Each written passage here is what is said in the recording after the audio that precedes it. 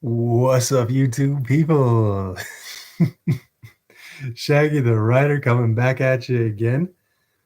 Starting things off today with a reading of a short story by FishyFishy. We'll just dive right into this. There were three friends going camping for the night. Their names were Paul, Jake, and Nick. At 9:30 at night, they went to bed. But when Paul and Jake were asleep, Nick heard knocking at the door. He went to check it, and it was just a park ranger. But when the park ranger left, the really spooky stuff now begins. Oh, goodness. Tension building. Let's see.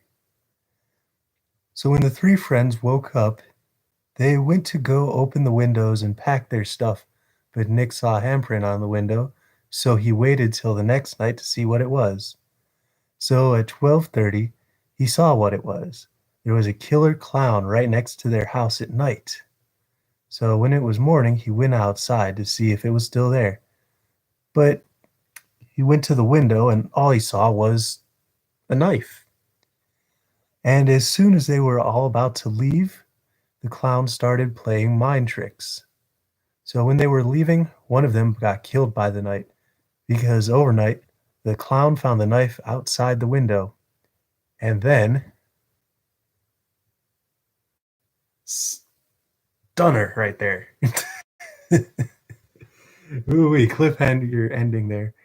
Total cliffhanger. Compliments of FishyFishy. He is like the same age as Oliver in the book, and that means that writing even a couple of paragraphs is like a huge chore. So, let's give him some props there. That is going to be part of his collection of short stories entitled Swimming Upstream, The Ballad of FishyFishy. But, let's actually get into the book, though. So, last time on Oliver Twist, Oliver was shot, and Mr. Bumble the Beetle finally fell in love. And that's basically all that happened last time. So thanks for bearing with me while we read that brief but lovely excerpt from FishyFishy's soon to be published in the next 5 to 25 years work of how few of nature's faces are up to gladden us with their beauty. Hang on, I'm gonna really try and avoid the phone as much as I can today, but it just keeps blowing up, so I'm gonna have to answer it at least a few times. And that's honestly a good thing. I'm not used to being popular.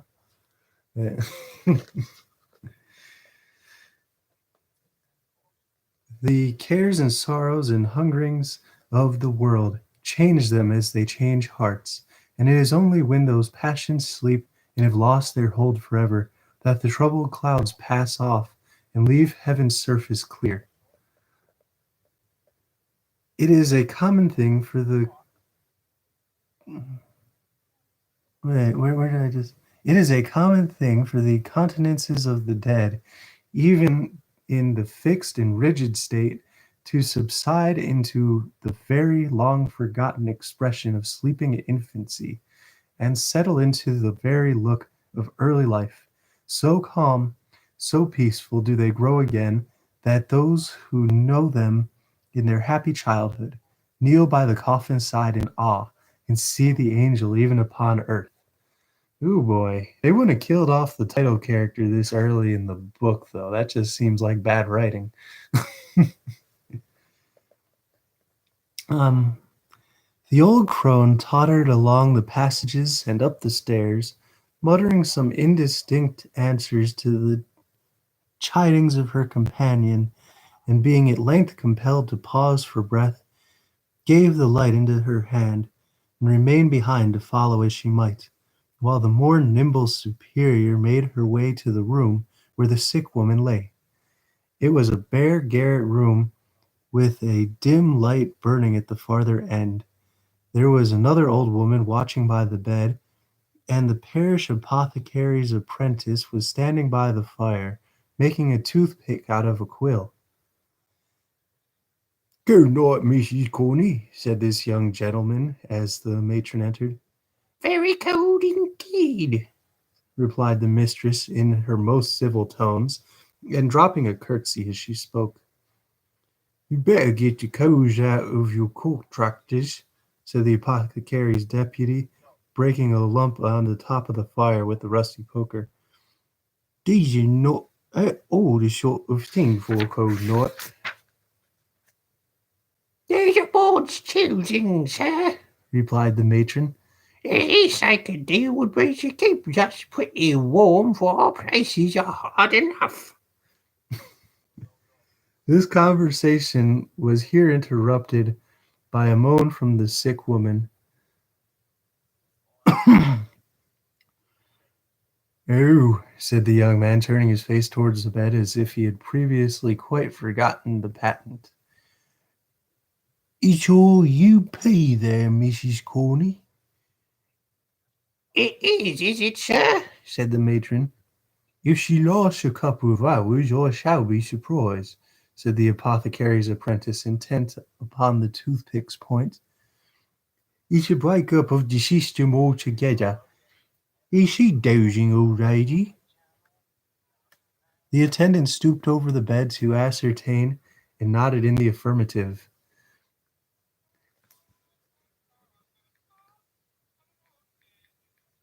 I'm sorry, give me 2 seconds.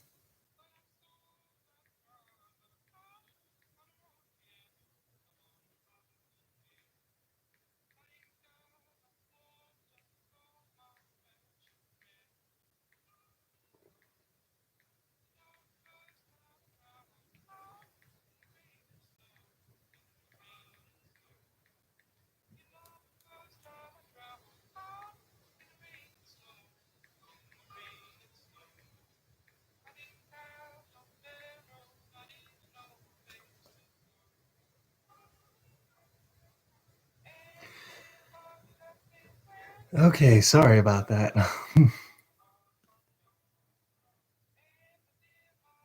"Then perhaps you'll go off in that way if you don't make a row," said the young man. "Put your yacht on the floor. She won't see it there." The attendant did as she was told, shaking her head meanwhile to imitate that the woman would not die so easily. Having done so, she resumed her seat by the side of the other nurse, who had by this time returned. The mistress, with an expression of impatience, wrapped herself in a shawl, and sat at the foot of the bed. The apothecary's apprentice, having completed the manufacture of the toothpick, planted himself in front of the fire, and made good use of it for 10 minutes or so, when, apparently growing rather dull, he wished Mrs. Corney joy of her job, and took himself off on tiptoe. When they had sat in silence for some time, the two old women rose from the bed, and crouching over the fire, held out their withered hands to catch the heat. The flame threw a ghastly light on their shriveled faces, and made their ugliness appear perfectly terrible, as in this position they began to converse in a low voice. "Did she say any more, Annie dear, while I was gone?" inquired the messenger. "Not a word," replied the other. "She plucked and tore at her arms for a little while, but I held her hands and she soon dropped off. She hasn't much strength in her, so I easily kept her quiet. I ain't so weak for a woman who know I'm on parish allowance now, no." "Did she drink the hot wine the doctor said she was to have?" demanded the first. "I tried to get her to drink it down," rejoined the other, "but her teeth were tight and set, and she clenched the mug so hard that it would do as much as I could to get it back again. So I drank it, and it did me good." Damn, she's cold. That's me. Looking cautiously round to ascertain that they were not overheard, the two hags cowered nearer to the fire and chuckled heartily. I mind the time, said the first speaker, when she would have done the same and made rare fun of it afterwards. Oh, you are the shiznit, D-dubs. Yeah,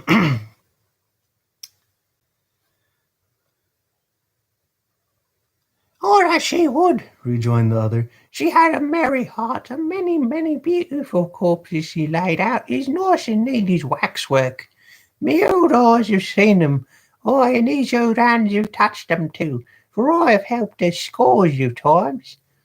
stretching forth her trembling fingers as she spoke, the old creature shook them exultingly before her face, and fumbling in her pocket, brought out an old-time discolored tin snuff-box, from which she shot a few grains into the outstretched palm of her companion, and a few more into her own.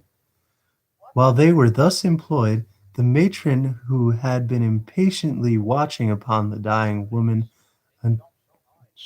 until she should awaken from her stupor, joined them by the fire, simply asking how long she was to wait. Not long, mistress, Replied the second woman, looking up in her face. we'll have none of us long to wait for death. Patience, patience, you'll be here soon enough for us all. Hold your tongue, you doubting idiot, said the matron sternly. You, Martha, tell me, has she been in this way before? Often, answered the first woman. But will never be again, added the second one. That is, you never wake up again but once. In my mistress, that won't be for long. Long or short, said the matron snappishly. She won't find me here when she wakes. And take care, both of you. How you worry me again for nothing? It's now part of my duty to see all the old women in the house die, and I won't, that's more. Mind you, you impudent hardians, if you make a fool of me again, I'll soon cure you, I warrant you. She was she was bouncing away when a cry from two women who had turned towards the bed caused her to look around. The patient had raised herself upright and was stretching her arms towards them. Who's that? She cried in a hollow voice. Hush, hush, said one of the women, stooping over her. Lie down, lie down.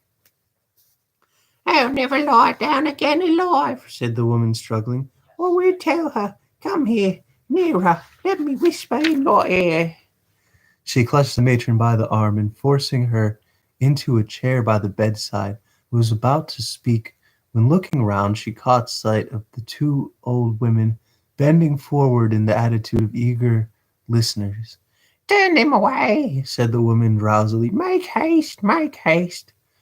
The two old crones, chiming in together, began pouring out many piteous lamentations. Oh boy, did I really just... that the poor dear was too far gone to know she had best friends, and were utterly sundry protestations that they would never leave her, when the superior pushed them from the room, closed the door, and returned to the bedside. On being excluded, the old ladies changed their tone and cried through the keyhole that old Sally was drunk, which indeed was not unlikely, since in addition to a moderate dose of opium prescribed by the apothecary, ooh,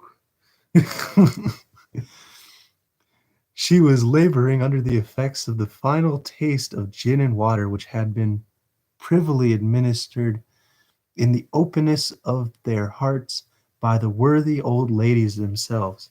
Now listen to me, said the dying woman aloud, as if making a great effort to revive one latent spark of energy.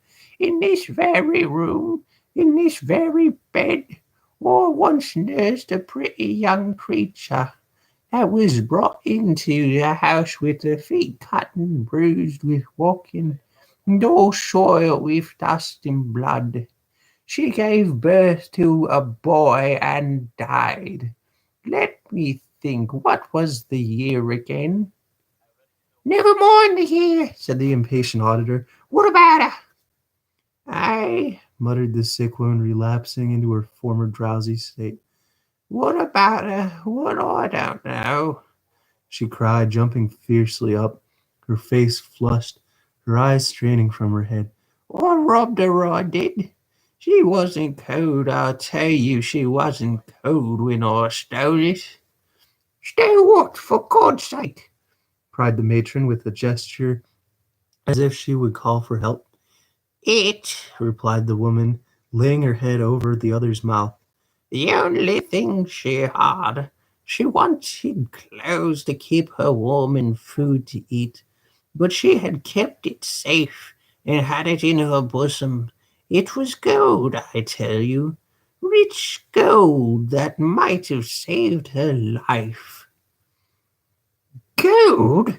Echoed the matron, bending eagerly over the woman as she fell back. Go on, yes, what of it? Who was the mother? When was it? She charged me to keep it safe, Replied the woman with a groan. and trusted me as the only other woman about her. But I stole it in my heart when she first showed it to me hanging round her neck, and the child's death, perhaps, is on me besides. They would have treated him better if they had known it all. Now what? Asked the other. Speak! Your boy grew so like his mother, Said the woman, rambling on and not heeding the question. that I could never forget it when I saw his face. Poor girl, poor girl. She was so young, too. Such a gentle lamb. Wait, there's more to tell. I have not told you all, have I? No, Replied the matron, inclining her head to catch the words as they came from more faintly from the dying woman. be quick or it may be too late. The mother, said the woman, making a more violent effort than before. The mother, when the pains of death first came upon her, whispered in my ear that if her baby was born alive and thrived, the day might come when it would not feel so much disgrace to hear its poor mother named.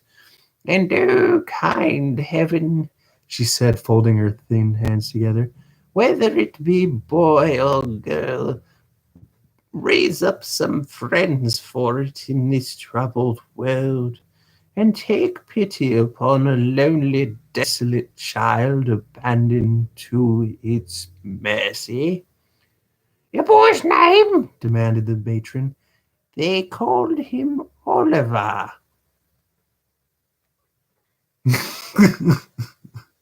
Replied the old woman feebly. The gold I stole was. Yes, what? Cried the other. She was bending eagerly over the woman to hear her reply, but drew back instinctively as she once again rose slowly and stiffly into a sitting posture, then clutching the coverlid with both hands, muttered some indistinct sounds in her throat, and fell lifeless on the bed. Stone dead, Said one of the old women, hurrying in as soon as the door was open. and nothing to tell after all. Rejoined the matron, walking carelessly away. The two crones, to all appearance, too busily occupied in the preparations for their dreadful duties to make any reply, were left alone, hovering about the body. Oh man, that was kind of a powerful chapter. So the nurse that brought Oliver into the world just died, and her only regret is stealing the one valuable possession that was in Oliver's mother's possession. Oh gosh, I need to get better at English. This is just pitiful at this point. But I know I've got 2 viewers and 2 likes already, and that is awesome. Hopefully y'all caught Fishy's little short at the beginning of this. If not, that'll be like the first thing when this is replayed that comes up. So that's pretty dope too. But Wow, just the way he's building on this, because I had my suspicions about the I can't think of his name, but it was the one old guy that basically um saved Oliver from the going to jail when he and his friend the bookseller came in and helped him when he was sick and all that. And they had a portrait that looked so familiar to Oliver. And I'm throwing out all of the like, oh hey, what's up, Fortnite? This is sub for sub. So if you want to drop me a notice in here if you want to sub to me, and then I'll turn around sub to you. So one love. But we are now on chapter 25, wherein history reverts to Mr. Fagin and company. Uh, Subbed. Bet. All right, let me pull you up if my computer lets me, and if not, I'll just have to wait till after the stream like I did with a couple folks who've been through before previously.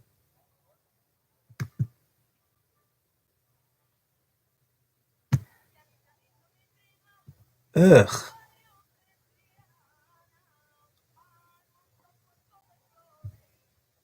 Okay, but yeah, I will definitely.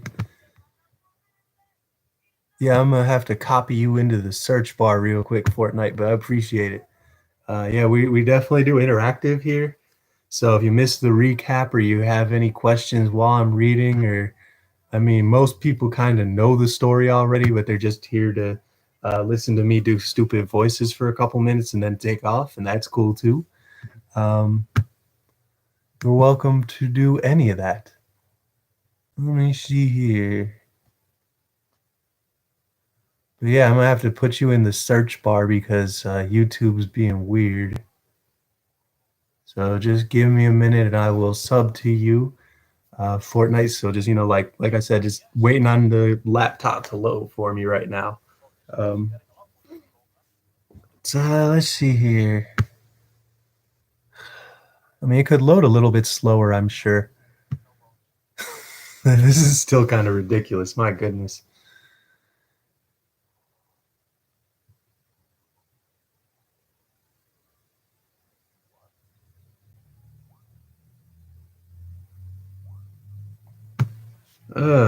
This is stupid. This is bloody ridiculous. It is.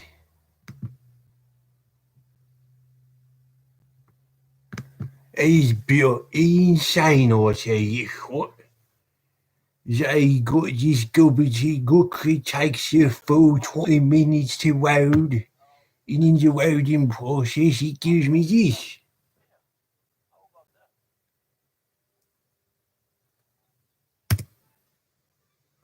Let me see if your channel comes up in a search, though, because I typed it in, and now I just gotta wait for the search to load because everything is doing stupid slow.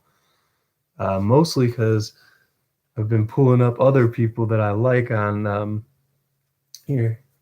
Oh, I guess while I'm waiting, I'll do the explain that Dr. Sebdi thing if anyone was wondering about that. So last year, when Nipsey Hussle died, a lot of people suspected foul play because when Nipsey Hussle died, he was making a documentary about medicine, and one of the main experts is this guy from New York who's like a continental African dude named Dr. Seti. When Dr. Seti was first coming up in like the 80s, he was really working with people who had like issues with chronic pain, COPD, cancer, and discovered that there was actually like a link between them to some extent. So, uh, let me just make sure this is the right one. 835. Oh, wow. Good for you, man. That's dope. Way to be monetized. I mean, I am really happy with that. But yeah, anyway, though, Dr. Sebi, I'm now subscribed to iFortnite.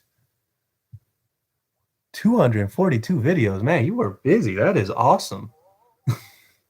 I'm definitely gonna have to check them out when I'm done here. But thanks again for popping by. And yeah, so Dr. Sebi's big thing is just, eat foods that don't cause you to build up mucus. So like basically all vegetables, teas. You want to kind of avoid certain uh, like avoid excessive dairy products and excessive meats. And a lot of people act like that makes you a wuss if you're trying to avoid all that. So well, I appreciate that. Don't worry, you'll find me right away. What do you do for a living? You sound intelligent. I do streams, no videos. Well, I'm definitely going to have to check out some of your streams then. I generally annoy the crap out of people. So be prepared because I will be super annoying when I get on your stream. You can ask Don't Watch Continue if you don't believe me. He does a lot of the sub for stub streams as well too. But honestly, I am trying to get established as a writer. I am on unemployment at the moment. Have been for a little while, mostly due to the virus. I had some really great stuff lined up for this year, and that's just kind of all gone downhill. But I do have an associate's degree, and I have a book that it's coming out later this year that I wrote like 4 years ago and just really came back to like the end of last year.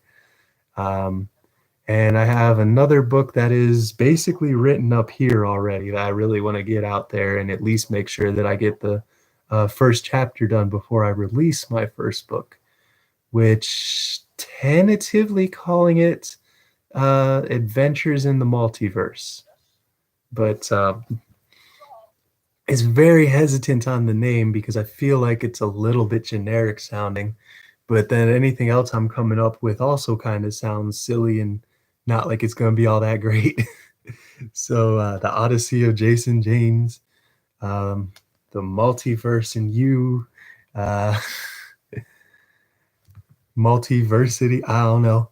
That was actually on Love, Death, and Robots. Multiversity. So I can't use that. Whew. So we are on chapter 25. Um, wherein this history reverts to Mr. Fagin and company. But yeah, how's everyone doing? Let me know in the chat if you have any questions as well. Happy Easter or Passover.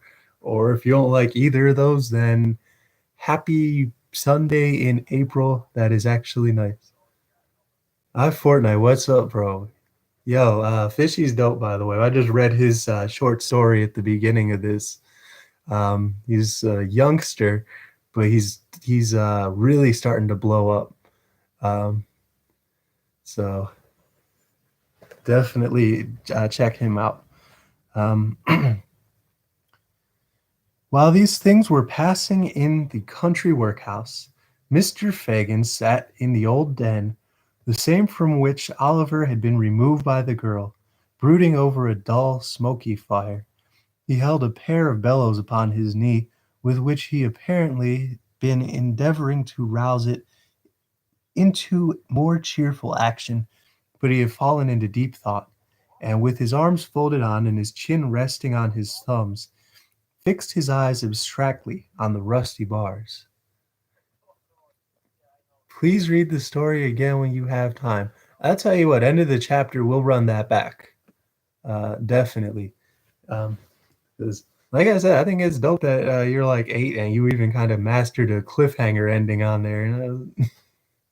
There's some serious genius underneath all of the spelling errors. But at a table behind him sat the artful dodger, Mr. Charles Bates, and Mr. Chitling, all intent upon a game of whist, the artful talking dummy against Mr. Bates and Mr. Chitling. The countenance of the first named gentleman, particularly intelligent at all times, acquired great additional interest from his close observance of the game and his attentive perusal of Mr. Chitling's hand, upon which, from time to time, as occasion served, he bestowed a variety of earnest glances, wisely regulating his own play by the result of his observations upon his neighbor's cards. It being a cold night, the Dodger wore his hat as indeed was often his custom with doors. He also sustained a clay pipe between his teeth, which he only removed for a brief space when he deemed necessary to apply for refreshment to a quart pot upon the table, which stood ready filled with gin and water for the accommodation of the company. See. Yeah, Fortnite, you should definitely sub to Fishy. He coming up, man. That's if for no other reason, that's some good stock to have. Is someone that's like gained like 30 followers in a week. So seriously, props to Fishy. Um, but Master Beatz, who was also attentive to the play, but being of a more excitable nature than his accomplished friend, it was observable that he more frequently applied himself to the gin and water, and moreover indulged in many jeers and irrelevant remarks, all highly unbecoming a scientific ruber. Indeed, the artful, presuming upon their close attachment, more than once took occasion to reason gravely with his companion upon these improprieties, all of which the application of which excited considerable admiration in the mind of Mr. Chitling. It was remarkable that the latter gentleman and his partner invariably lost, and that circumstance so far from angering masturbates. Oh my god, I just saw that. Uh, appeared to afford him the highest amusement, inasmuch as he laughed most uproariously at the end of every deal, and protesting that he had never seen such a jolly game in all his born days. It's two doubles into. Oh wait, never mind. I was doing Mr. Chitling with like a New York accent, wasn't I? That's two doubles in the rub, said Mr. Chitling with a very long face as he drew a half-crown from his waistcoat pocket. I never see such a feller as you, Jack. You win everything. Even when we've got good cards, Charlie, and I can't make nothing of them. Oh, God, he's playing the Macarena over here.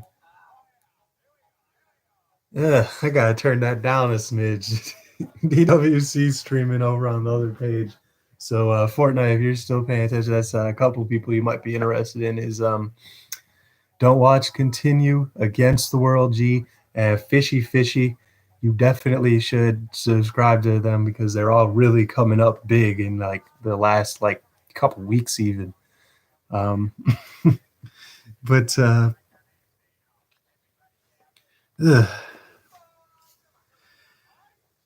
Either the manner of this remark, which was made very ruefully, delighted Charlie Bates so much that his consequent shout of laughter roused the Jew from his reverie and introduced him to inquire what was the matter.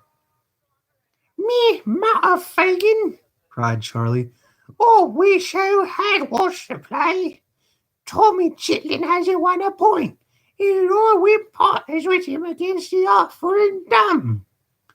Hey, said the Jew. Yes, I have been doing that voice the whole time, and I apologize, but I myself am part Jewish, as I've explained before. So to any newcomers who see this, please don't get too offended. I just dug myself into a hole already, and I might as well try and dig to China. Said the Jew with a grin, which sufficiently demonstrated, not demonstrate, what the hell, that he was at no loss to understand the reason. Try him again, Tom, try him again. Oh, no more of it for me, thank you, Fagin, replied Mr. Chitling. I've had enough. Daddy Dodger has some run of luck that there's no standing against him. My dear, replied the Jew, you must get up very early in the morning to win against the Dodger. Shaggy, should I do the other story vid or should I wait? Man, that's up to you. I thought it was kind of dope. Oh, excuse me. I've been doing little bit of yard work this morning, so like I literally hopped out of the shower and got on here just because it was better than leaving people hanging. Also, I'm like him, so I can't uh, I can't complain too much. Cause I mean, sometimes I'd be too much like bruh, and that scares me. But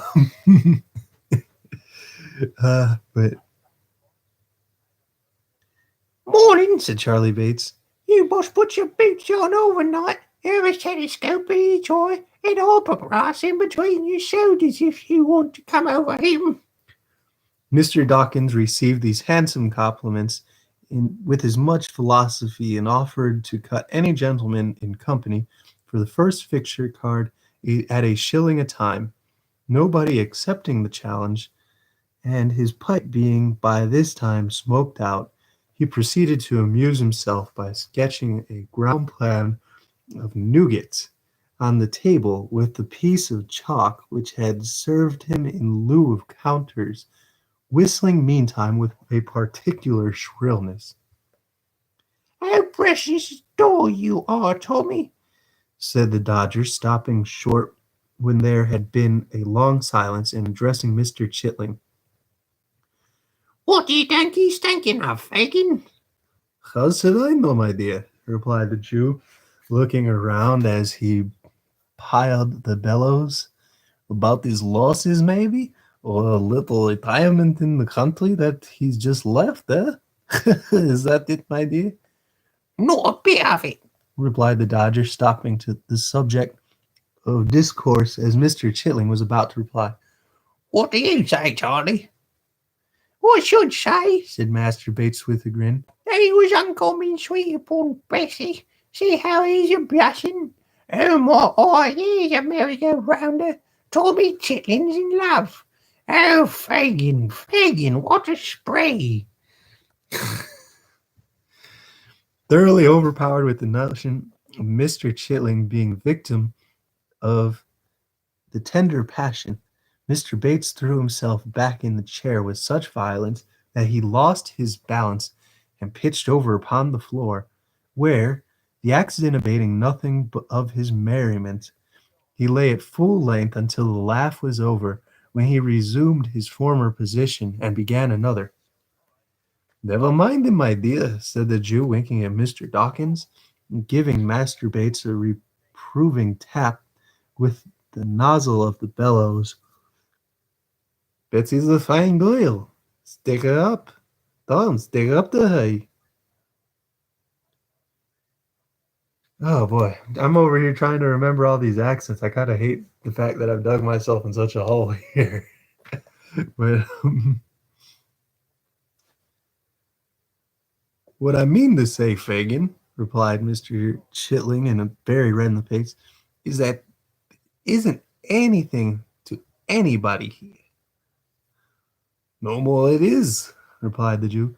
Charlie will talk. Don't mind him, my dear. Don't mind him. Bessie's a fine girl. Do as she bids you, Tom, and you will make some fortune. So I do do as she bids me, replied Mr. Chitling. I shouldn't have been milled if it had been for advice, but it turned out a good job, didn't it, Fagin? And what's 6 weeks of it? It must come sometime or another. And why not in the winter time when you don't want to go out or walking so much, eh, Fagin? Eh, to be sure, my dear, replied the Jew. You wouldn't mind it again, Tom, would ya? asked the Dodger, winking upon Charlie and the Jew. If Bet was all right. I mean to say what I shouldn't, replied Tom angrily. There now, who'll say as much as that? I should like to know, eh, Fagin? Nobody, my dear, replied the Jew. Not a soul, Tom. I don't know one of 'em that would do it besides you. Not one of 'em, my dear. Oh, boy. I might have got clear off if I'd spit upon her, mightn't I, Fagin?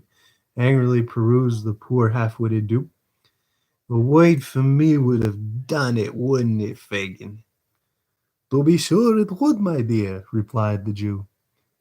But I didn't blab it, did I, Fagin? Demanded Tommy, pouring question upon question with great volubility. Um, No, no, to be sure, replied the Jew. You were too stout-hearted for that. A deal too stout, my dear. Perhaps I was, rejoined Tom, looking round. And if I was, what's to laugh at in that, Fagin? The Jew, perceiving that Mr. Chitling was considerably roused, hastened to assure him that nobody was laughing, and to prove the gravity of the company, appealed to Master Bates, the principal offender. But unfortunately, Charlie, in opening his mouth to reply that he was never more serious in his life, was unable to prevent the escape of such a violent roar that the abused Mr. Chitling, without any preliminary ceremonies, rushed across the room and aimed a blow at the offender, who, being skilful in evading pursuit, ducked to avoid it, and chose this time so well that it lighted on the chest of the merry old gentleman and caused him to stagger to the wall, where he stood panting for breath, while Mr. Chitling looked on in intense dismay. "Hawk!" cried the Dodger. "Hawk!" cried the Dodger at this moment. I had to think it. Catch, Catching up the light, he crept softly upstairs. The bell was rung again, with some impatience, while the party were in darkness. After a short pause, the Dodger reappeared, and whispered Fagin mysteriously. "What?" cried the Jew. "Alone?" The Dodger nodded in the affirmative, and shading the flame of the candle with his hand, gave Charlie Bates a private intimation in dumb shoe that he had better not be funny just then. Having performed this friendly office, he fixed his eyes to the Jew's face and awaited his directions. The old man bit his yellow fingers and meditated for some seconds, his face working with agitation the while, as if he dreaded something and feared to know the worst. At length he raised his head. "Where is he?" he asked. The Dodger pointed to the floor above and made gesture as if to leave the room. "Yes," said the Jew, answering the mute inquiry. "Bring him down. Hush, hush, quiet, Charlie, gently, Tom, yes, yes." This brief direction to Charlie Bates and his recent antagonist was softly and immediately obeyed. There was no sound of their whereabout when the Dodger descended the stairs, bearing the light in his hand, and followed by a man in a coarse smock frock, who, after casting a hurried glance around the room, pulled off a large wrapper which had concealed the lower portion of his face and disclosed, all haggard, unwashed, and unshorn, the features of Flash Toby Crackit. "How are you, Faggy?" said this worthy, nodding to the Jew. "Hop that shawl away in my caster, Dodger, so that I may know where to find it when I cut. That's the only time of day. You'll be a fine young cracksman for the old file now." With these words, pulled up the smock frock, and winding it round his middle, drew a chair to the fire, placed his feet upon the bob. "See there, Faggy," he said, pointing disconsolately to his top boots. "Not a drop of day in mutton since you know when, not a bubble of blacking by. But don't look at me that way, man. All is good all the time. I can talk about the business till I've eaten drink, so produce the sustenance, and let's have a quiet fill out for the first time in these 3 days." The Jew motioned to the Dodger to place what edibles there were upon the table, seating himself opposite the housebreaker, and waited his leisure. To judge from appearances, Toby was by no means in a hurry to open the conversation. At first, the Jew contented himself with patiently watching his countenance, as if to gain from its expression some clue of the intelligence he brought, but in vain. He looked tired and worn, but there was the same complacent repose upon his features that they always wore. Through the dirt and beard and whisker there still shone unimpaired the self-satisfied smirk of Flash Toby Crackit. Then the Jew, in an agony of impatience, replaced every morsel he put into his mouth, pacing up and down the room meanwhile in irrepressible excitement. It was all of no use. Toby continued to eat with the utmost outward indifference until he could eat no more, and then ordering the Dodger out, he closed the door, mixed a glass of spirits and water, and composed himself for talking. Okay, so I can't remember if I was doing Tommy like this and Tommy like this, or if I was doing Tommy like this and Toby like this. So y'all are just gonna have to deal with that while I try and figure it out myself. We're almost at the end of the chapter, so I won't have to worry too much about it.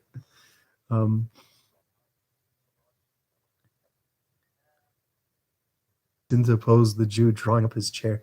Mr. Crackit stopped to take a draught of spirits and water and to declare the gin was excellent.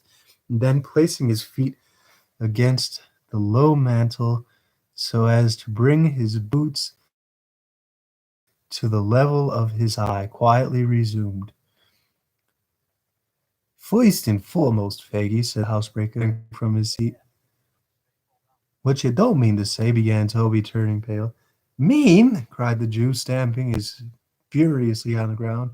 Where are they? Sykes and the boy, where are they? Where they been? Where they hiding? We've not seen them here. The crack failed, said Toby faintly. The crack failed, said Toby faintly in his pocket and pointing to it. What more? They fired and hit the boy. We cut over the fields and the back, which was between him and us. Straight as the crow flies through the edge and ditch, they gave us chase. Damn me! The whole country was awake and the dogs upon us. The boy! Grasped the Jew. Bill had him on his back and scuttled like the wind. Stopped to take him hung down, and he was cold. They were close upon our heels, every man for himself, and each from the gallows. We parted company and left the youngster lying in a ditch. Alive and dead, that's all I know about him. Oh, God. They just left him in the ditch.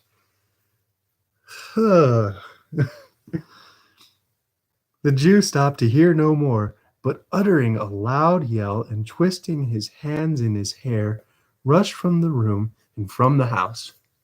That definitely seems to be an ongoing theme in this, is that a lot of Jewish people in England were forced into lives of crime when they weren't really even criminals to begin with, but just because they didn't have any other options available. So what I'm going to do right now is go back to Fishy's page, just because I promised him I would. Sorry, D-dubs. And read the story one more time for Fishy's sake.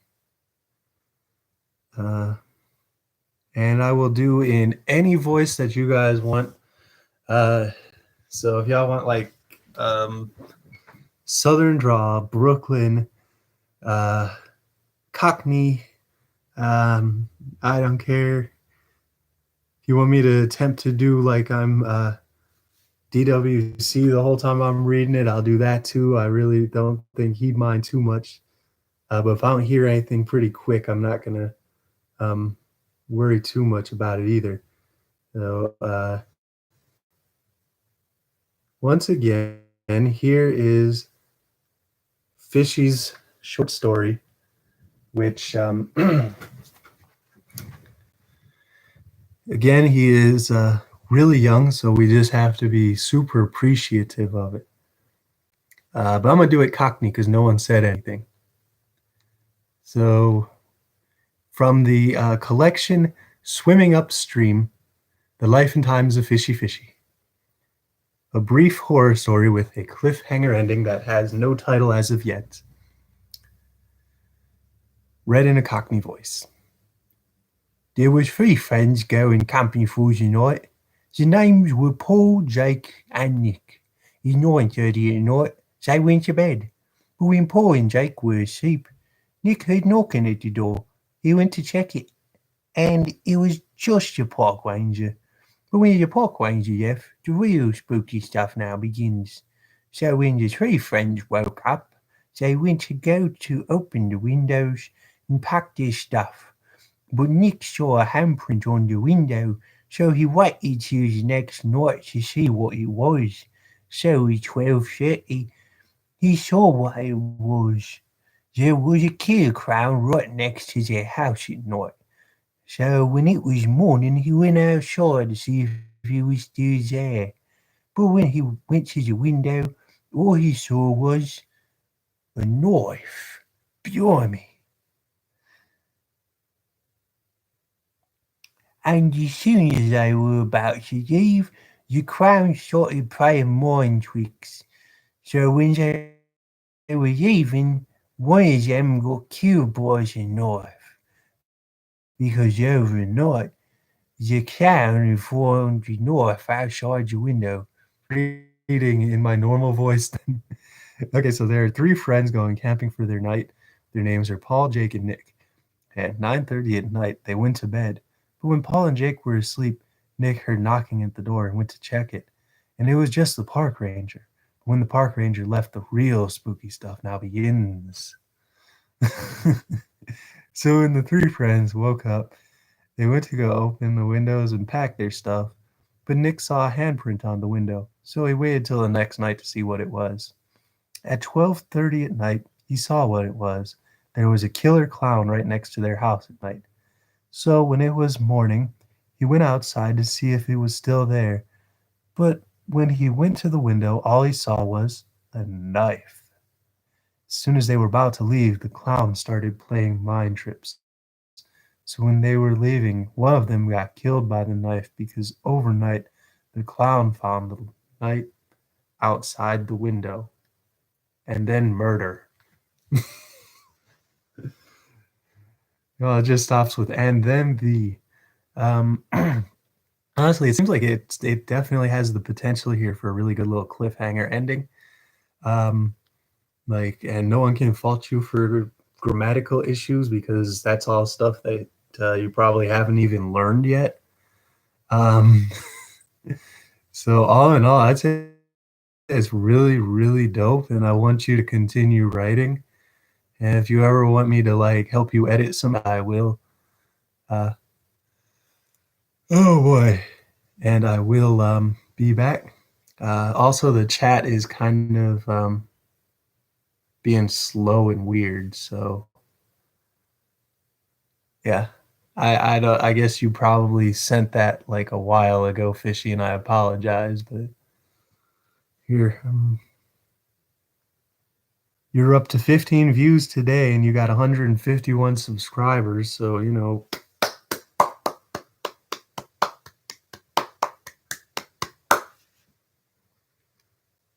oh boy. So we were. Oh, give me 2 seconds. 2 seconds. Oh. We were on chapter 26, in which a mysterious character appears upon the scene, and many things inseparable from this history are done and performed. Oh.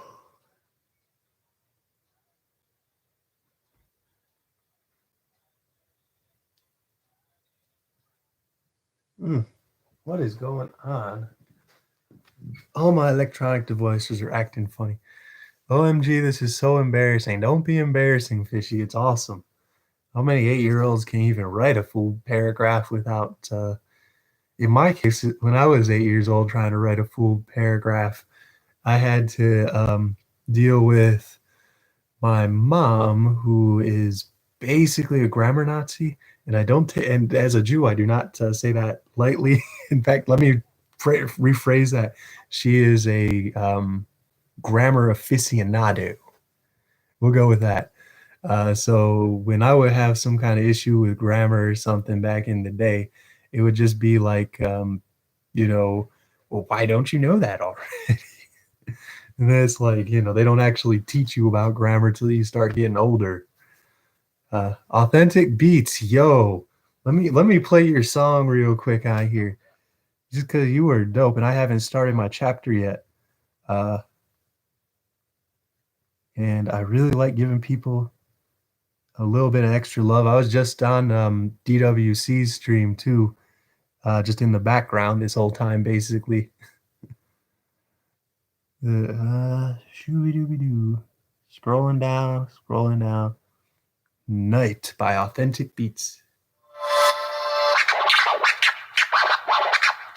See, Fishy, you're not the only one that gets embarrassed today.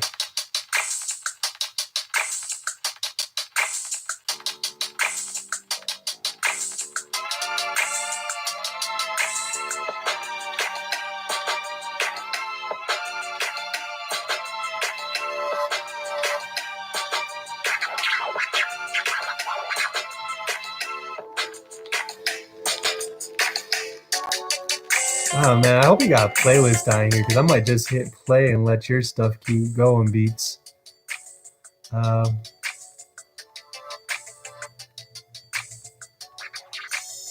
Oh boy.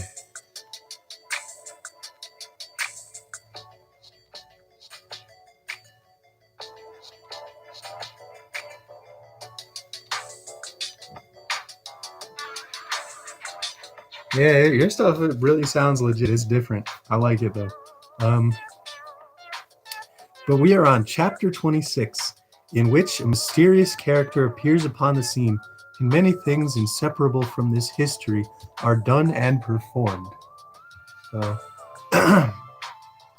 The old man had gained the street corner before he began to recover the effect of Tony Crackett's intelligence.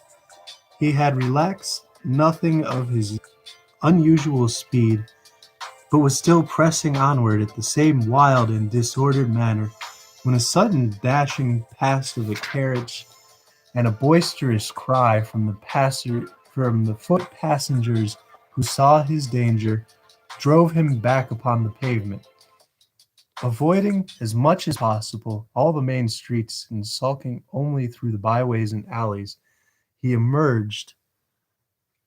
Oh boy. Now, how did I just lose my place just because I just wanted to tap one thing on the phone here? Oh boy. We're going to go back to D-Dubs in the background for now. And Authentic Beats, if you got like a link to like a playlist of yours. Fish. Thank you, man. I appreciate that. Yeah. Everybody's jumping back and forth between this guy and me right now.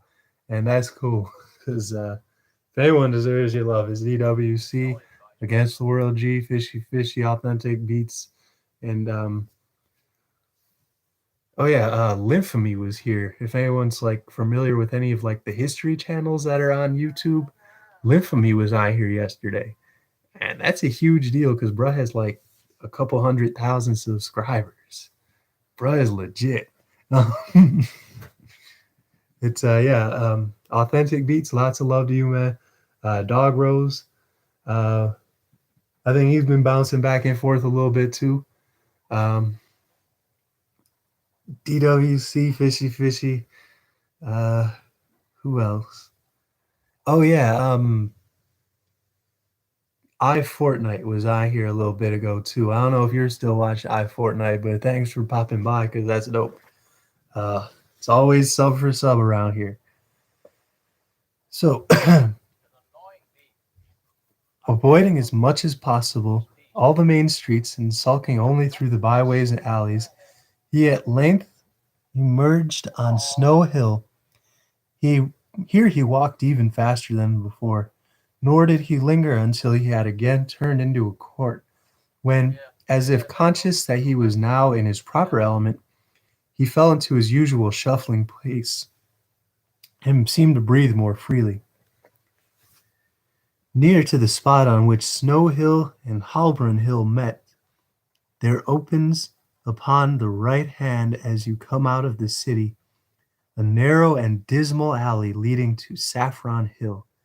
In its filthy shops that are exposed for the sale huge bunches of second-hand silk handkerchiefs of all sizes and patterns, for here reside the traders who purchase them from pickpockets.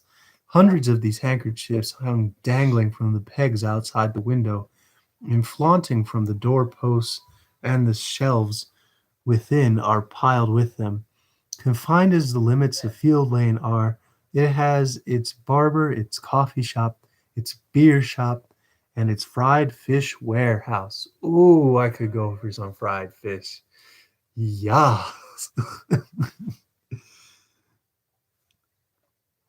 It is a commercial colony of itself, the emporium of petty larceny, visited early morning and setting in of dusk by silent merchants who traffic in dark back parlors and who go as strangely as they come. Here the clothesman and the shoe vamper and the rag merchant display their goods as signboards to the petty thief. Here snores of old iron and bones and heaps of milled away fragments of woolen stuff and linen rust and rot in the grimy cellars. It was this place that the Jew turned. He was well known to those shallow denizens of the lane, for such of them as were on the lookout to buy and sell nodded familiarly as he passed along. He replied to their salutations in the same way, but bestowed no closer recognition until he reached the further end of the alley, when he stopped to address a salesman of small stature. I don't know why I just said stature, but yeah. Beatz, I hope you're having a really great Easter, Passover, or just general decent Sunday. Because it's actually pretty nice outside today. It was supposed to pour down rain this afternoon, and we haven't really got any rain. So, hey, live and learn. Oh, boy.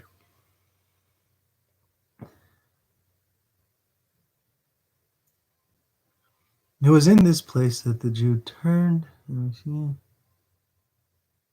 When he stopped to address a salesman of small stature smoking a pipe at his warehouse door.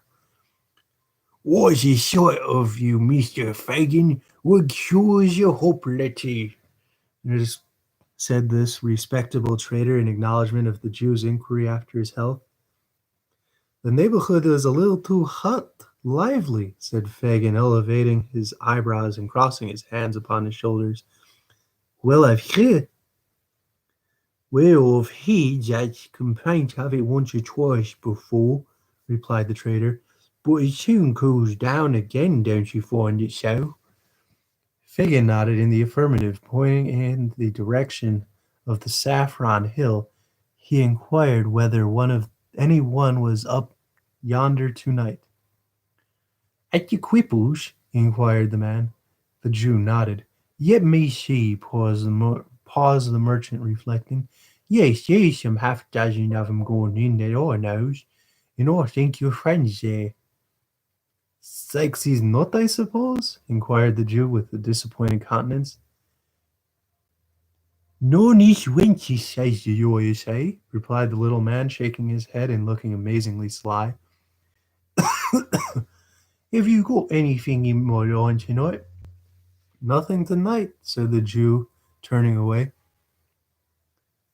"Are you going up to see the Quipples, Fagin?" cried the little man, calling after him. "Stop, I don't mind if I have dropped there with ya."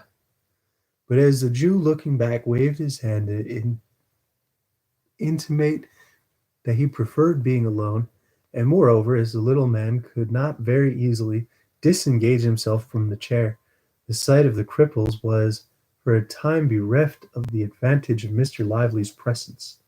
By the time he had got upon his legs, the Jew had disappeared, so Mr. Lively, after ineffectually standing on tiptoe in the hope of catching some sight of him, again forced himself into the little chair, and exchanging a shake of the head with a lady in the opposite shop, in which doubt and mistrust were plainly mingled, resumed his pipe with a grave demeanor. The three cripples, or rather the cripples, which was a sigh of pause. Continue. The three cripples, or rather the cripples, which was the sign by which the establishment was familiarly known to its patrons, was the same public house in which Mr. Sykes and his dog have already featured.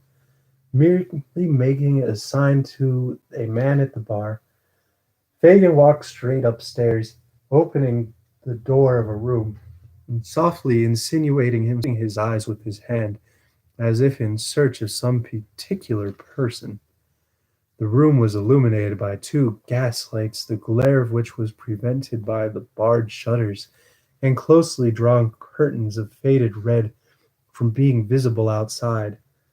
The ceiling was blackened to prevent its color from being injured by the flaring of lamps, and the place was so full of dense tobacco smoke that at first it was scarcely possible to discern anything more.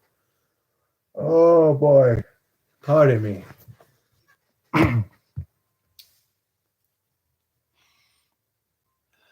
Boy.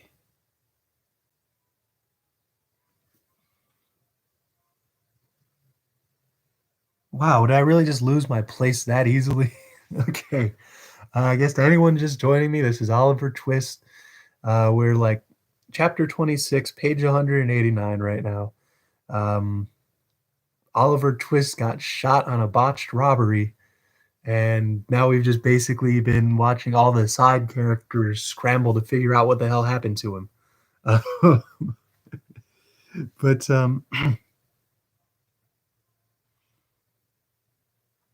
oh boy. So Mr. Lively, after ineffectually standing on tiptoe in the hope of catching sight of him, again forced himself into the little chair and exchanging a shake of the head with a lady on the opposite side, in which doubt and mistrust were plainly mingled, resumed his pipe with a grave demeanor. The three cripples, or rather the cripples which was the sign by which the establishment was familiarly known to its patrons, was the same public house in which Mr. Sykes and his dog have already figured.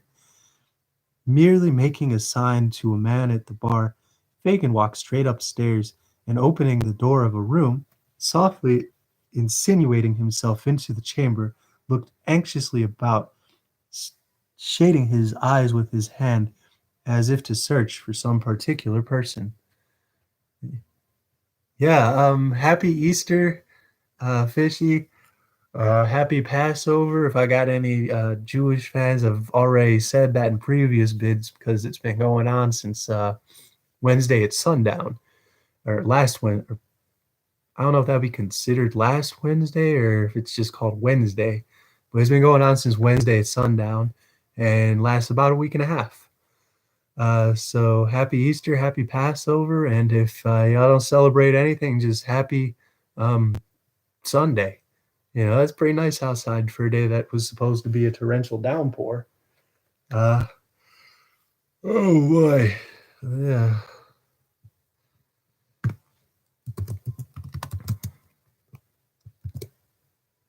Oh no.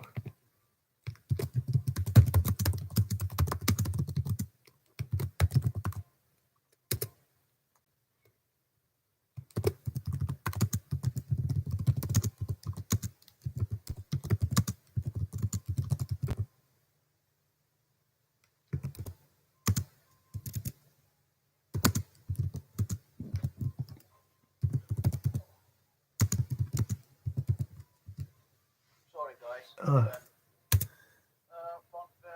Next stage. All right. Here we go.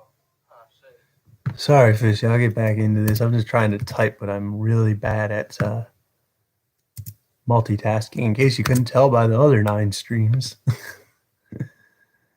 I've already had quite a few viewers and 4 likes, so I'm really happy about that.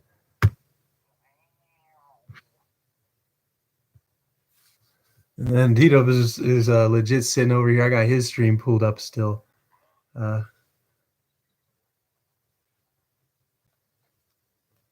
Actually, I don't know if against like a little bit worried about the 5G networks that they're putting in. So he might not be doing a whole lot of YouTube stuff at the moment just because he's trying to unplug himself a little bit. There's apparently I've been asking him for the actual case number from when he said it the other day. I should have wrote it down. But there's a case going on, I want to say in California. Are you still alive, by the way? Are you still live streaming? Yes, I am.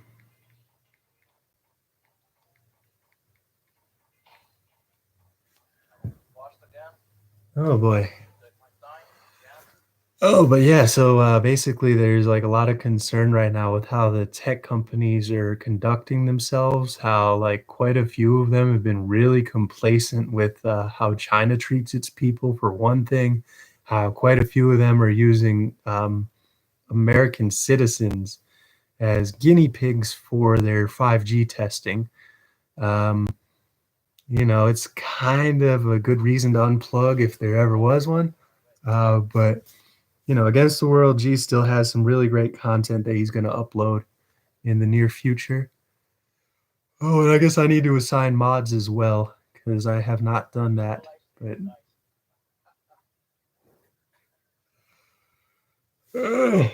let me get back into this. The room was illuminated by two gas lights, the glare of which was prevented by barred shutters and closely drawn curtains of faded red from being visible outside. The ceiling was blackened to prevent its color from being injured by the flame of the lamps, and the place was so full of dense tobacco smoke that at first it was scarcely possible to discern anything more.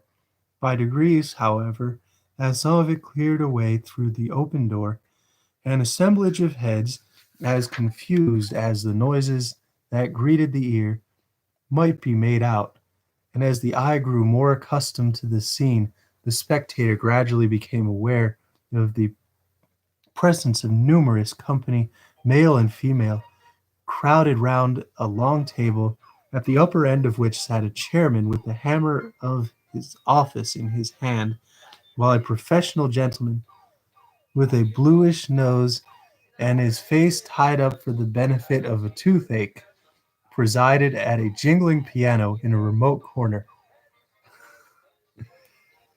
As Fagin stepped softly in, the professional gentleman running over the keys by way of a prelude occasioned a general cry of order for a song which, having subsided, a young lady proceeded to entertain the company with a ballad in four verses, between each of which the accompanist played a melody all through as loud as he could. When this was over, the chairman gave a sentiment, after which the professional gentleman on the chairman's right and left volunteered a duet and sang it with great applause. It was curious to observe some faces which stood out prominently from among the group.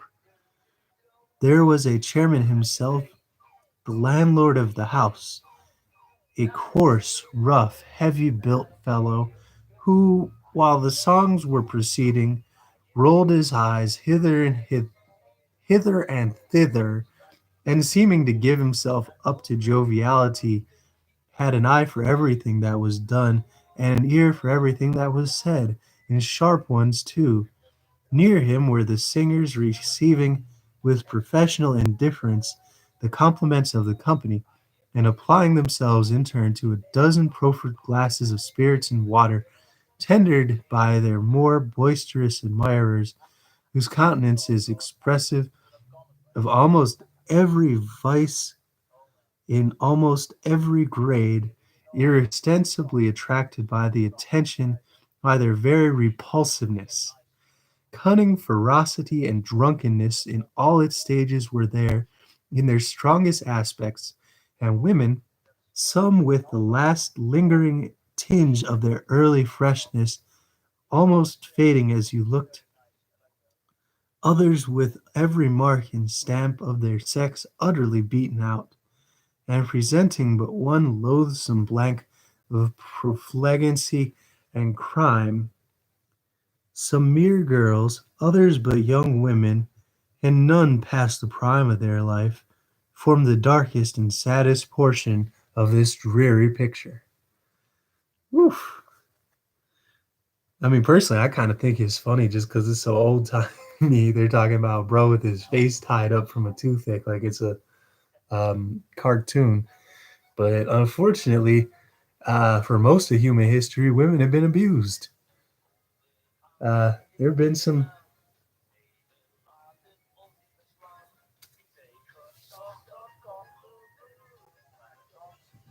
Whoa, whoa! What is going on? Something scary just happened on. Something really scary just happened on DWC stream. Someone just was threatening Authentic Beats, who's been popping back and forth between here and there.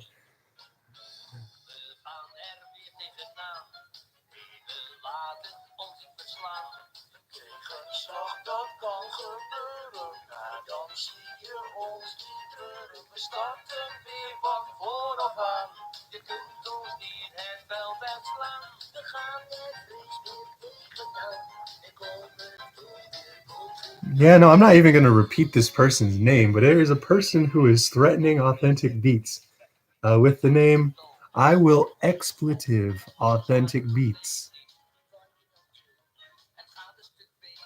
And Dog Rose actually had to step in as the mod and force these people off of their stream.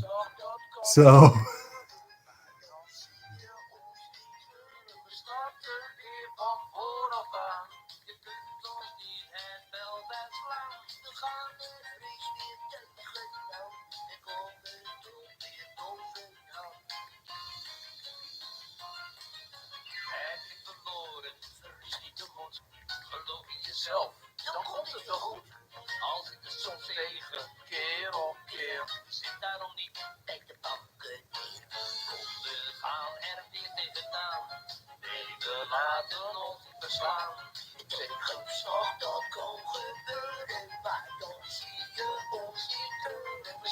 Okay, my apologies. Oh, Faye, I just lost a couple viewers off of that, and that's okay. I really just appreciate anyone who's got the patience to tune in and pay attention this whole time. Today's been pretty good. So For my fan base, you guys, Shaggy, Fish, you don't understand this language, right? So only me and Dog Ross understand what they are saying. But these songs are so funny. oh yeah. And Fagin steps softly in.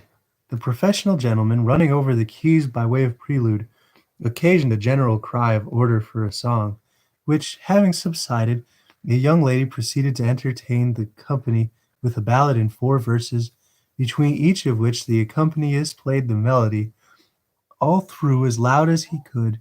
When this was over, the chairman gave a sentiment, after which the professional gentleman on the chairman's right and left volunteered a duet and sang it with great applause. It was curious to observe some faces which stood out prominently from among the group. There was the chairman himself, the landlord of the house, a coarse, rough, heavy-built fellow, who, while the songs were proceeding, rolled his eyes hither and thither. Near him were the singers, receiving with professional indifference the compliments of the company, and applying themselves in turn to boisterous admirers, freshness, almost fading as you looked, others with every mark and stamp of their sex utterly beaten out and presented but one loathsome blank of profligacy and crime. Some mere girls, others but young women, and none past the prime of life, form the darkest and saddest portion of this dreary picture. So yeah, there's definitely a lot to take in with that paragraph. We'll start the live stream again, and I will react to videos from Fish and from Athletic Beats. So be right back, guys. Oh man, I got another live stream I got to go to after this too. So, but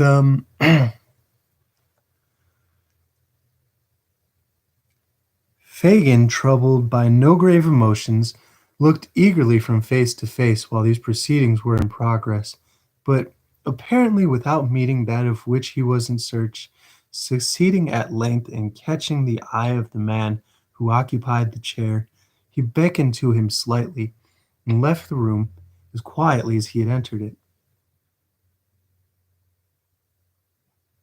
What can I... WC against the world, okay. PP Fun Time. Not a fan of your name, buddy. Authentic Beatz actually seems like he's pretty dope. So hopefully y'all get over whatever beef you got and get on with that. So anyone who's just joining us, we are reading Oliver Twist. I'm halfway through chapter 26. A couple things because just not a fan of your name, buddy. If I'm going to be completely honest, I'm not saying that out loud out of respect to Authentic Beatz, who shows up to these sometimes. Is he here? No, replied the man. And none knows of Barney? Inquired Fagin. None, down there, and that's if he's moved. He blow upon the thing at once. He's all right enough, Barney is. Else I should have heard of him. He be here tonight? Asked the Jew, laying the same emphasis on the pronoun as before. Monks, you mean? Inquired the landlord, hesitating. Hush, said the Jew. Yes. Certain, said the man, drawing a gold watch from his fob. I expected him here for now. If you wait 10 minutes, he'll be... No, no, said the Jew hastily, as though, however delirious he might be to see the person in question, he was nevertheless relieved by his absence. Tell him I came here to see him, and that he must come with me tonight. Hey, what's up, Pink Snoop Dogg? La-da-da-da-da.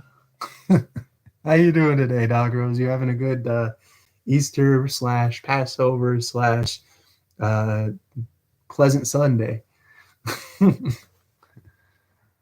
It's let's see. Not a word now, said the Jew, descending the stairs. Why, shay, said the other, looking over the rails and speaking in a hoarse whisper. What a time this would be for a sale. I've got Phil Barker here so drunk that the boy might take him. Ah, but it's not Phil Barker's time, said the Jew, looking up. Phil has more to do before we can afford to part with him. So go back to the company, my dear, and tell them to lead merry lives while they last.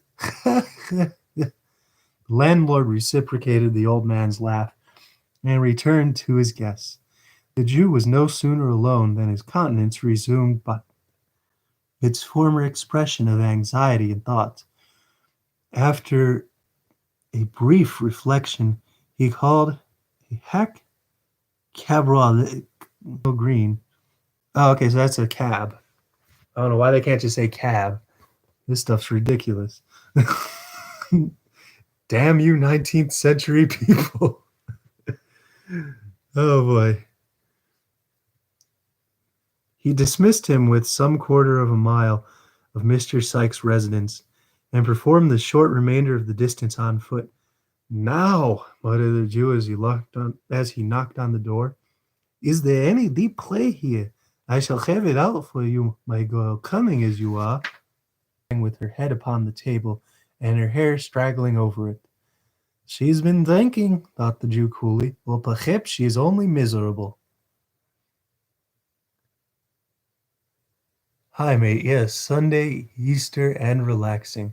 We had such nice weather today. Happy Easter for you. Thank you. Yeah, we're kind of getting we're supposed to be getting torrential rain and downpours, but it's still kind of nice outside.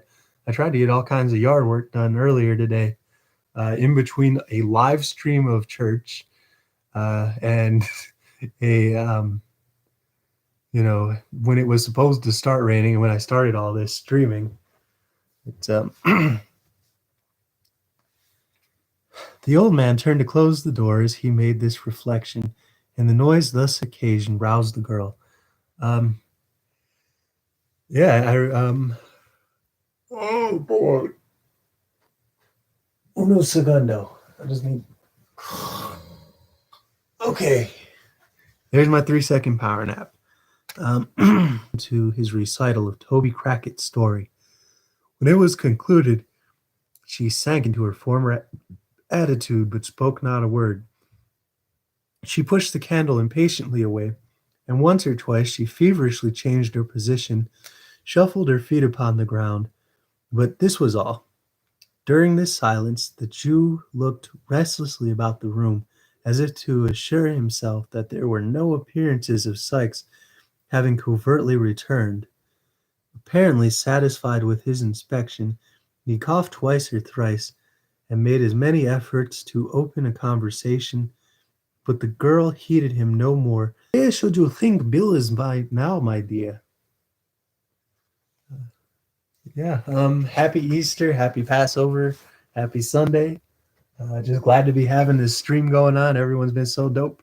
One of y'all needs to change your name, or I will not subscribe to you if you do not change that name. But other than that, boy.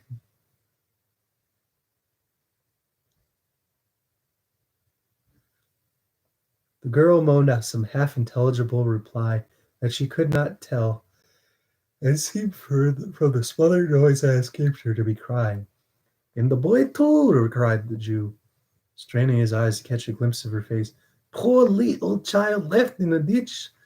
Men's only think. The child, The girl suddenly looking up. is better where he is than among us, and if no harm comes to Bill from it, I hope he lies dead in the ditch, and that his young baby may rot there.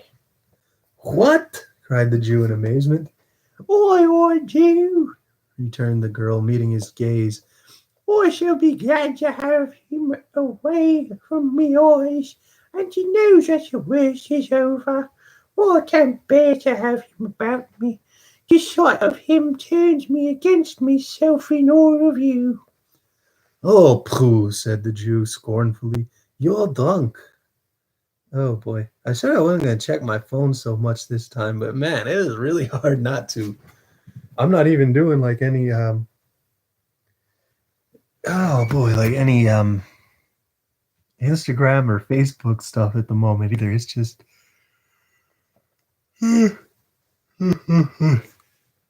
bug.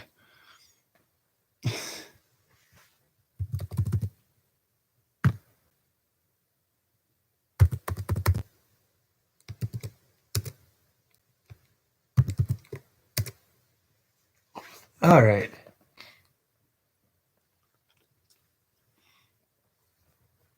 Am I? Cried the girl bitterly. It's no fault of yours if I am not. You never have me anything else, if you had your will, except now the humour doesn't suit you, does it? No, rejoined the Jew furiously. It does not. Change it then, responded the girl with a laugh. Change it, exclaimed the Jew, exasperated beyond all bounds at his companion's unexpected obscenity and the vexation of the night. I will change it. Listen to me, you blab. Listen to me, who with 6 words can strangle Sykes as surely as if I had the bull's throat between my fingers now. If he comes back and leaves that boy behind him, if he gets off free, and dead or alive fail to restore him to me, murder him yourself, if you would have him escape Jack Ketch, and do it the moment he sets foot in this room, or mind me, it will be too late. What of all this? Cried the girl involuntarily. What is it? Paused Fagin, mad with rage. When the boy is worth hundreds of pounds to me, I am to lose what chance is thrown at me in the way of getting safely through the whims of a drunken gang that I could whistle away the lives of? And bound to me to born a devil that only wants the will and has the power to. Panting for a breath, The old man stammered out a word, and in an instant checked the torrent of his wrath and changed his whole demeanor. Oh, did I miss the opportunity to say the F bomb again? Double fug. Oh.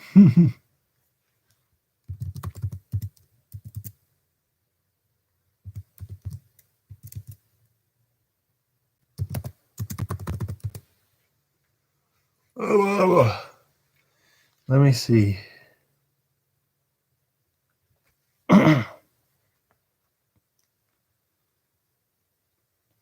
Panting for a breath, the old man stammered out the word and in an instant checked the torrent of his wrath and changed his whole demeanor. A moment before he clenched his hands, he had grasped the air. His eyes had dilated, and his face grown livid with a passion. But now he shrank into a chair, and cowering himself together, trembled with the apprehension of having himself disclosed some hidden villainy. After a short silence, he ventured to look round at his companion. He appeared somewhat reassured on the beholding her in the same listless attitude from which he had first roused her. "Nancy, dear," croaked the Jew in his usual voice, "do you mind me, dear?" Don't worry about me now, Fagin, replied the girl, raising her head gently. If Bill has not done it this time, he will another. He has done many a good job for you. He will do many a more when he can. And when he can't, he won't. So no more about it. "Regarding this boy, my dear," said the Jew, rubbing the palms of his hands nervously together. The boy must take his chance with the rest, interrupted Nancy hastily. And I say again, I hope he is dead, and out of harm's way, and out of yours. That is, if Bill comes to no harm, and if Toby got clear off, he's pretty sure to be safe, for he's worth two of him at any time. "And about what I was saying, dear," observed the Jew, keeping his glistening eyes steadily upon her. You may say it all over again, if it's anything you want me to do, rejoined Nancy. And if it is, you'd better wait till tomorrow. You put me up for a minute, but now I'm stupid again. Fagin put several other questions, all with the same drift of ascertaining whether the girl had profited by his unguarded hits. But she answered them so readily, and without so utterly removed by his searching looks, that his original impression of her being more than a trifle of liquor was fully confirmed. Nancy, indeed, was not exempt from a failing which was very common among Jews' female pupils, and in which, in their tender years, they were rather encouraged than checked.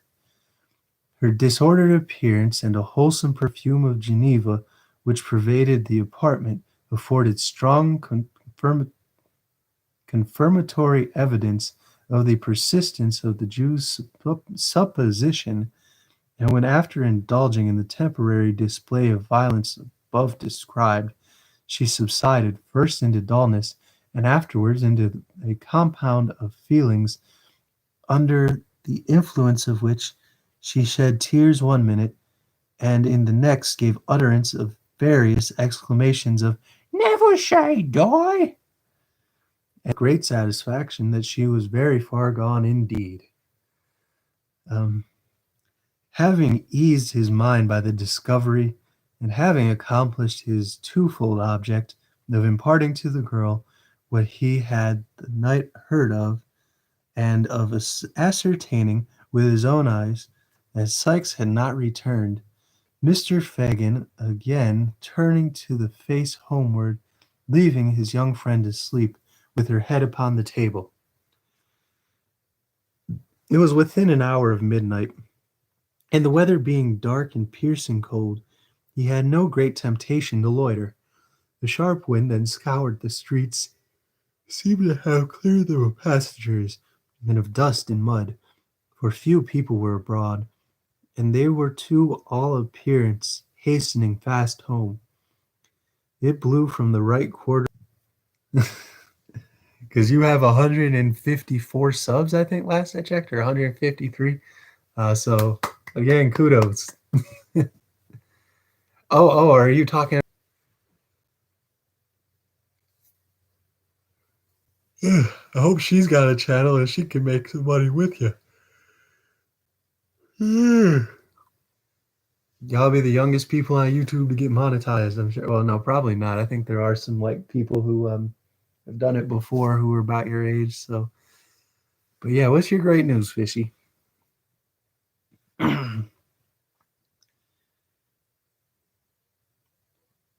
He reached the corner on his own street and was already fumbling his pocket for the door key when a dark figure emerged from a projecting entrance which lay deep in a shadow, and crossing the road glided up to him unperceived.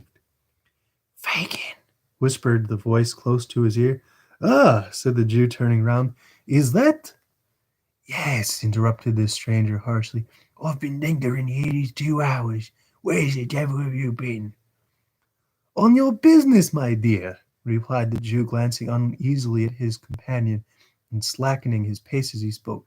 On your business all night. Of course, said the stranger with a sneer. Well, what's come of it?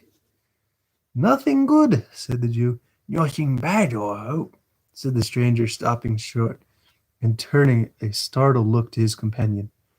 The Jew shook his head and was about to reply when the stranger, interrupting him, motioned to the house, before which they had by the time this time arrived, remarking that he had better say what he had got to say under cover, for his blood was chilled with standing out so long, and the wind blew through him.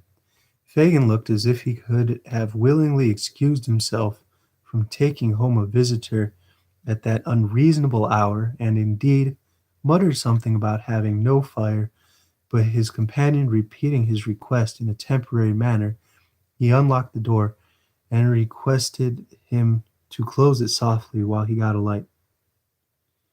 It is dark as the grave, said the man, groping a few steps forward. Make haste.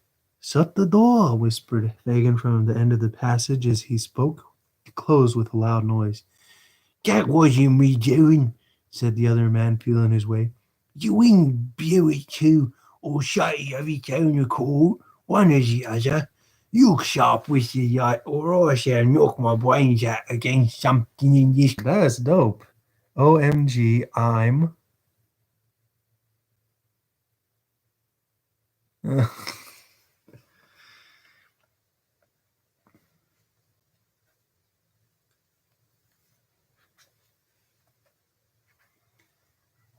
So happy. Yo, dope. OMG.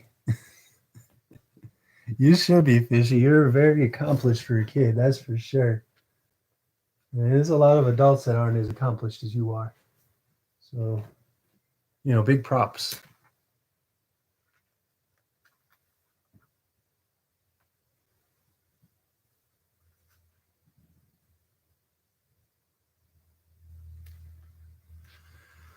Oy vey.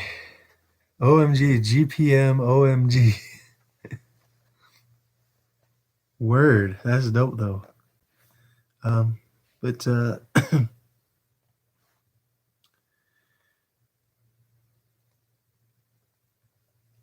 we can say a few words we've got to say in here, my dear, said the Jew, throwing open the first door.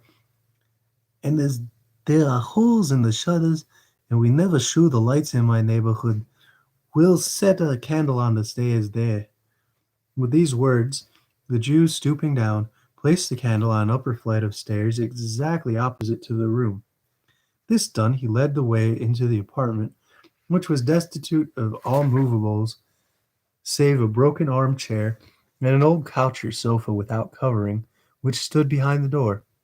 Upon this piece of furniture the stranger flung himself with the air of a weary man, and the Jew drawing up the armchair opposite, they sat face to face. It was not quite dark, for the door was partially open, and the candle outside threw a feeble reflection on the opposite wall. OMG, GPM, OMG. Good for you, Fishy. They conversed for some time in whispers, though nothing of the conversation was distinguishable beyond a few words here and there. The listener might have considerable irritation. They might have been talking thus for a quarter of an hour or more, when Monks, by which name the Jew had designated the strange man several times in the course of their colloquy, raised his voice a bit. I tell you again, it was badly planned. Why not have kept him here among the rest and made a sneaking, sniveling pickpocket out of him at once? Only hear him! Exclaimed the Jew, shrugging his shoulders. What do you mean to say you couldn't have done it if you'd chosen? Demanded Monks sternly. Haven't you done it with the other boys scores of times? If you have patients at 12 a month at most, couldn't you have got them convicted and sent out safely of the kingdom, perhaps for life? And whose toying would that have saved, my dear? Inquired the Jew humbly. Mine, said Mikes. But not mine, said the Jew submissively. He might have become of use to me. When there are two parties to a bargain, it is the only reasonable that the interests of both should be consulted. It is my good friend. Well, what then? Demanded Monk sulkily. I saw it was not easy to train him to the business, replied the Jew. He was not like the other boys in the same circumstances. Curse him, no, said the man, or he would have been a thief long ago. I had no hold upon him to make him worse, pursued the Jew, anxiously watching the countenance of his companion. His hand was not in. I had nothing to frighten him with, which we must always have in the beginning, or labor in vain. What could I do? Send him out with Dodger entirely? We had enough of that at first, my dear. I trembled for us all. That was not my doing, observed Monks. No, my dear, renewed the Jew, and I don't want to quarrel with it now, because if I had never happened, you might have never clapped eyes upon the boy to notice him, and so led to the discovery that it was him you were working for. That it was him you were looking for. Well, I got him back for you by means of the girl, and then she begins to favor him. Throttle the girl, said Monks impatiently. Glad we can't afford to do that just now, my dear, replied the Jew, smiling. Besides, this sort of thing is not our way, or one of these days I might be so glad to have it done. I know what these girls are, Monks. Well, as soon as the boy begins to harden, she'll care no more for him than for a block of wood. You want him made a thief?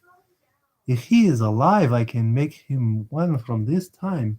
And if, said the Jew, drawing near to the other, it's not likely, mind, but if he worse comes to worse, and he is dead, it's no fault of mine if he is, interposed the other man with a look of terror, and clasping the Jew's arm with trembling hands. Mind that, Fagin, I had no hand in it. Anything but his death. I told you from the time first I won't shed blood. It's always found out, and haunts a man besides. If they shoot him dead, I was not the cause. Do you hear me? Fire this infernal den. What's that? What? Cried Jew, grasping the coward round the body with both arms as he sprung to his feet. Where? Yonder, replied the man, glaring at the opposite wall. The shadow. I seen the shadow of a woman in a cloak and bonnet passing along the waistcoat like a breath. The Jew released his hold, and they rushed tumultuously from the room. The candle waste by the draught was standing there, and it had been placed. It showed them only the empty staircase and their own white faces. He listened intently, but a profound silence reigned throughout the house. It's your fancy, said the Jew, taking up the light and turning it to his companion. I swear it, replied Monks, trembling. It was bending forward when I saw it first.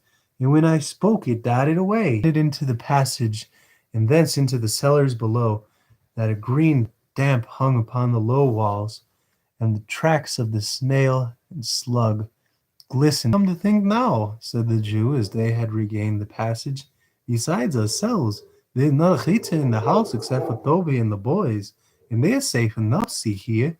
Testimony eventually staggered Mr. Monks.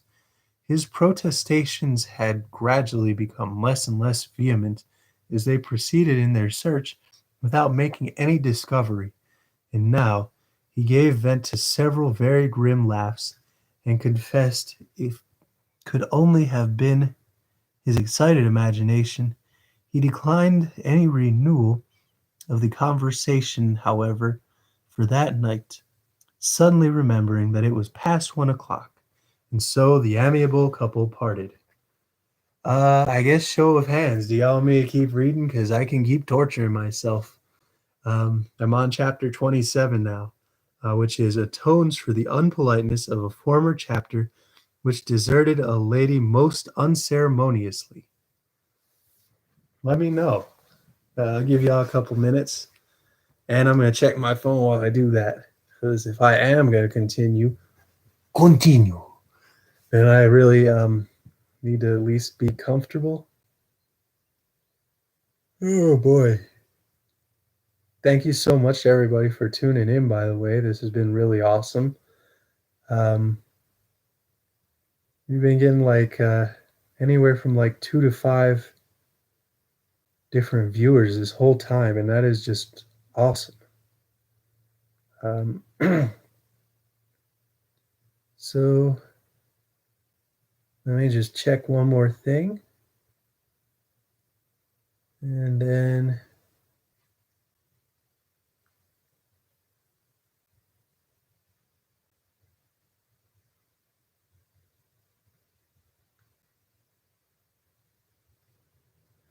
all right.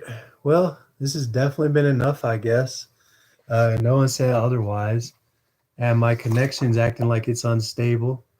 So that's never any fun.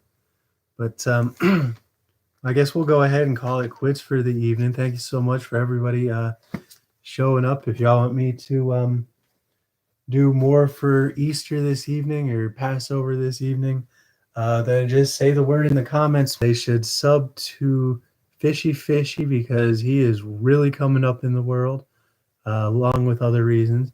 You got to sub to Authentic Beatz because he makes his own authentic beats, which is dope. Don't watch Continue, the gaming channel where he is also a Dutch rapper, is just so dope. Let me think who else. Dog Rose. Definitely got to shout out Dog Rose. Against the World G for sure, because he's going to be having some new content dropping really soon. And I guess we are going to be doing a lot for the month of May because we were originally going to do a lot for the month of April, and then all this quarantine stuff started. So sub to them. They're all sub for sub people. And if you have even the slightest passing interest in Japanese history, subscribe to Linfamy because he is definitely one of the goats right now. And he came by and looked at this yesterday.